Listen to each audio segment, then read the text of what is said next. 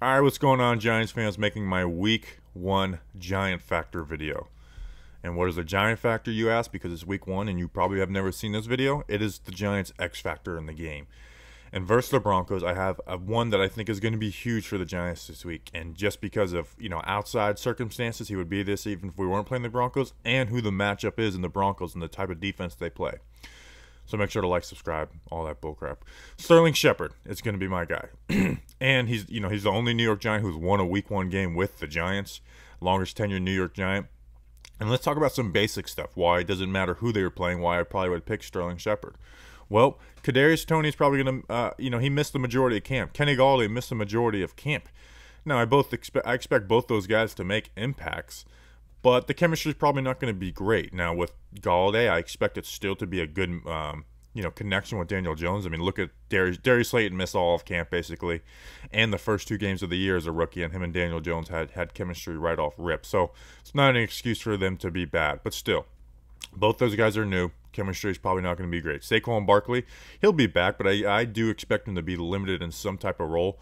I don't think they're going to give him those bell cow carries, and this is the team that we do need to run the ball against. And Sterling Shepard, I think he's going to be relied on heavily on this game. First of all, I mean, Shepard was DJ's best target last season, and he looks better so far in camp in the limited preseason action we've seen. He's the most reliable wide receiver on the New York Giants. Daniel Jones' completion percentage to Sterling Shepard last year was 79.2%. So tell your friends 80, just round up, even though you're not supposed to round up from a .2. But still. And when he was targeting Shepard 79.2. All other guys 59%. In the 4 games that Sterling Shepard didn't play, Daniel Jones' completion percentage was 60%. So, Shepard is that guy that Daniel Jones trusts. It's the first game of the season. You're still going to be working out kinks on offense. Shepard is a guy that he knows he can trust. This guy's been there my whole career, whether in the slot, outside, and I do think they're going to move Shep around a little bit. Now, let's look at the matchup. First, the Broncos added Ronald Darby and Kyle Fuller. Both those guys are going to play on the outside. Who's going to play in the nickel? Bryce Callahan. He's the clear 3rd guy on that roster. And Patrick Surtain is probably going to play in dime packages. I guess they've been rotating him in, but he doesn't have that starter role. And a nickel corner is a starter these days. So Bryce Callahan's the clear 3rd guy when you compare all those 3. And that's where Sterling Shepard's probably going to be lining up the most, is in that nickel spot. So I think that's just hey, what's our best matchup? Wide receiver versus corner.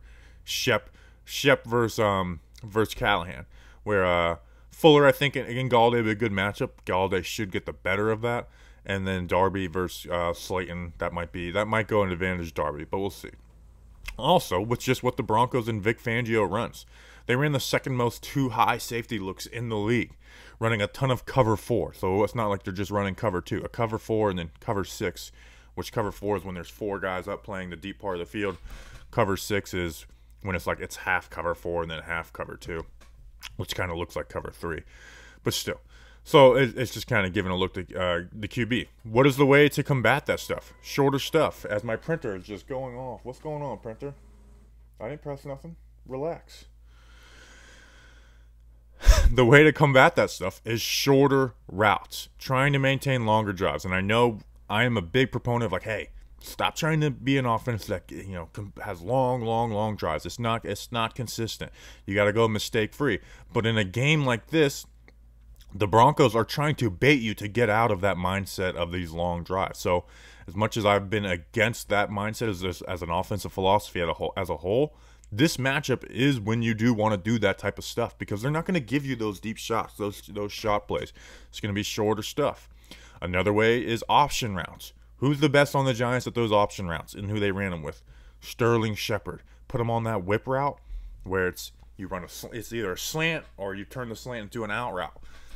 You see the coverage, you find the hole in it, bam. Sterling Shepard was really good at that. So that's why I think he's going to be a huge factor on Sunday. What else do I got here? Again, they're trying to keep you patient. Well, Sterling Shepard is the perfect wide receiver for when you're trying to be patiently getting down the field. If the Giants are consistently getting those gains and they're consistently getting to Shepard on that and completing 80% of them, which is what they did last year, well, guess what? How does that turn into big plays?